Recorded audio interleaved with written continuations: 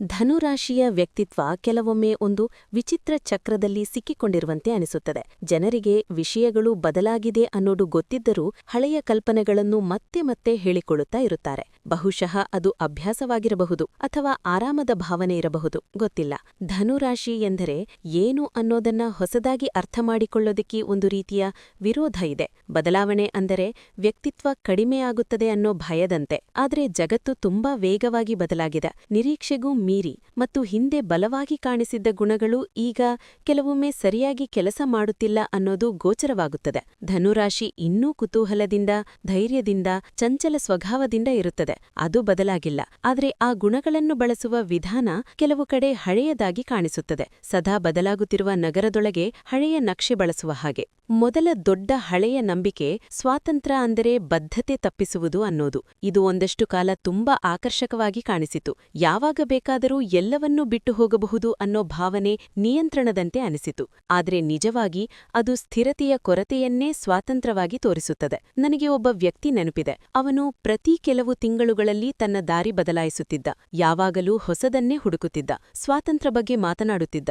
ಆದ್ರೆ ನಿಧಾನವಾಗಿ ಅವನೊಳಗಿನ ದಣಿವು ಗೋಚರವಾಗುತ್ತಿತ್ತು. ಜೋರಾಗಿ ಅಲ್ಲ, ಮೌನವಾಗಿ, ಹಿನ್ನೆಲೆಯ ಶಬ್ದದಂತೆ. ಇಂದಿನ ಉತ್ತಮ ವಿಧಾನ ಬದ್ಧತೆಯನ್ನು ತಳ್ಳಿಹಾಕುವುದೂ ಅಲ್ಲ, ಅದನ್ನು ಜಾಣ್ಮೆಯಿಂದ ಆಯ್ಕೆ ಮಾಡುವುದು. ಏಕೆಂದರೆ ನಿಜವಾದ ಸ್ವಾತಂತ್ರ್ಯ ಈಗ ಮುಖ್ಯವಾದ ವಿಷಯಗಳಲ್ಲಿ ಉಳಿದು ಅದರಲ್ಲಿ ಬೆಳವಣಿಗೆ ಮಾಡಿಕೊಳ್ಳುವುದರಲ್ಲಿ ಇದೆ. ಮತ್ತೊಂದು ವಿಷಯ, ನೇರವಾಗಿ, ಕೆಲವೊಮ್ಮೆ ಕಠಿಣವಾಗಿ ಮಾತನಾಡುವುದು. ಧನುರಾಶಿಯವರಿಗೆ ಇದು ಸಾಮಾನ್ಯ. ಸತ್ಯವನ್ನು ನೇರವಾಗಿ ಹೇಳುವುದು ಒಂದು ಶಕ್ತಿಯಂತೆ ಕಾಣಿಸುತ್ತದೆ. ಆದರೆ ಕೆಲವೊಮ್ಮೆ ಅದು ಅಜ್ಞಾತವಾಗಿ ನೋವುಂಟು ಮಾಡುತ್ತದೆ. ಕಾಣದ ರೀತಿಯಲ್ಲಿ ಅಥವಾ ಸ್ಪಷ್ಟವಾಗಿ. ಸತ್ಯ ಹೇಳುವುದು ಮುಖ್ಯ, ಆದ್ರೆ ಅದನ್ನು ಹೇಗೆ ಹೇಳುತ್ತೇವೆ ಅನ್ನೋದು ಇನ್ನಷ್ಟು ಮುಖ್ಯ. ಇಂದಿನ ಜಗತ್ತಿನಲ್ಲಿ ಸಂವಹನ ಅಂದರೆ ಕೇವಲ ಸತ್ಯವಲ್ಲ, ಅದು ಪರಿಣಾಮ. ಅದೇ ಮಾಟನ್ನು ತೀಕ್ಷ್ಣವಾಗಿ ಎಸೆಯುವುದು ಒಂದು ರೀತಿಯ ಪರಿಣಾಮ ಕೊಡುತ್ತದೆ. ಅದನ್ನೇ ಶಾಂತವಾಗಿ ಹೇಳಿದರೆ ಬೇರೆ ರೀತಿಯ ಪರಿಣಾಮ ಕೊಡುತ್ತದೆ. ಮೂರನೆಯದು, ಅನುಭವಗಳನ್ನು ನಿರಂತರವಾಗಿ ಹುಡುಕುವುದು. ಹೆಚ್ಚು ಪ್ರಯಾಣ, ಹೆಚ್ಚು ಜನ, ಹೆಚ್ಚು ಎಲ್ಲವೂ. ಜೀವನವನ್ನು ಒಂದು ಸಂಗ್ರಹದ ಆಟದಂತೆ ನೋಡೋದು. ಇದು ಆಕರ್ಷಕ,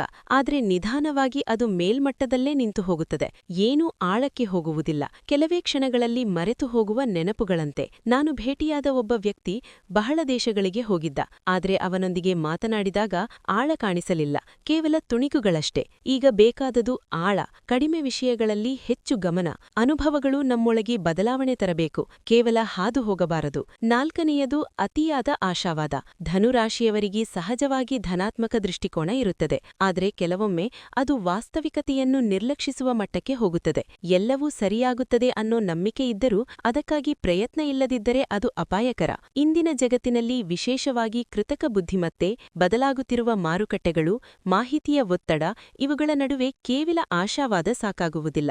ನೆಲೆಯಿರುವ ಆಶಾವಾದ ಬೇಕು. ಅಂದರೆ ಭರವಸೆ ಇಟ್ಟುಕೊಂಡು ವಾಸ್ತವಿಕತೆಯನ್ನೂ ಗಮನಿಸುವುದು. ದೊಡ್ಡ ಕನಸುಗಳ ಜೊತೆ ಚಿಕ್ಕ ಯೋಜನೆಗಳನ್ನು ಮಾಡುವುದು. ಕೊನೆಯದಾಗಿ, ನಾನು ಹೀಗೆ ಇದ್ದೇನೆ ಅನ್ನೋ ಭಾವನೆ. ಇದು ತುಂಬಾ ಸಣ್ಣದಾಗಿ ಕಾಣಿಸಿದರೂ ದೊಡ್ಡ ಅಡ್ಡಿಯಾಗುತ್ತದೆ. ಧನುರಾಶಿ ಅಂದ್ರೆ ಹೀಗೆ ಅಂತ ಹೇಳಿಕೊಳ್ಳೋದು ಕೆಲವೊಮ್ಮೆ ಆತ್ಮಜ್ಞಾನವಾಗಿರಬಹುದು, ಆದರೆ ನಿಧಾನವಾಗಿ ಅದು ಕಾರಣವಾಗಿ ಮಾರ್ಪಡುತ್ತದೆ. ವ್ಯಕ್ತಿತ್ವ ಸ್ಥಿರವಲ್ಲ, ಅದು ಬದಲಾಗುತ್ತದೆ, ಹೊಂದಿಕೊಳ್ಳುತ್ತದೆ, ಕೆಲವೊಮ್ಮೆ ವಿರುದ್ಧವಾಗಿಯೂ ವರ್ತಿಸುತ್ತದೆ. ಇದು ಸಹಜ. ಇಂದಿನ ಶಕ್ತಿಶಾಲಿ ಧನುರಾಶಿ ಅಂದರೆ ಹಳೆಯ ವಿಧಾನಗಳನ್ನು ಪುನರಾವರ್ತಿಸುವುದೂ ಅಲ್ಲ, ಅವುಗಳನ್ನು ಪರಿಷ್ಕರಿಸುವುದು. ಈಗ ಒಂದು ಹೊಸ ಬದಲಾವಣೆ ನಡೆಯುತ್ತಿದೆ. ಜನರು ಇನ್ನೂ ಕುತೂಹಲದಿಂದ ಇದ್ದರೂ ಗಮನಕೇಂದ್ರಿತವಾಗಿದ್ದಾರೆ. ಇನ್ನೂ ನೇರವಾಗಿದ್ದರೂ ಜಾಗೃತವಾಗಿದ್ದಾರೆ. ಇನ್ನೂ ಸ್ವಾತಂತ್ರ್ಯ ಹೊಂದಿದ್ದರೂ ನೆಲೆಯುತವಾಗಿದ್ದಾರೆ. ಅದೇ ಬೆಂಕಿ, ಆದರೆ ನಿಯಂತ್ರಿತವಾಗಿ. ಇದು ಕಡಿಮೆ ಗದ್ದಲದಂತೆ ಇದೆ, ಆದರೆ ಹೆಚ್ಚು ಪರಿಣಾಮಕಾರಿ. ಹಳೆಯ ವಿಧಾನಗಳನ್ನು ಹಿಡಿದುಕೊಳ್ಳಬಹುದು, ಯಾರೂ ತಡೆಯುವುದಿಲ್ಲ. ಆದ್ರೆ ಅವು ಈಗ ಹಾಗೆ ಕೆಲಸ ಮಾಡುತ್ತಿಲ್ಲ ಅನ್ನೋದು ಸ್ಪಷ್ಟವಾಗುತ್ತಿದೆ.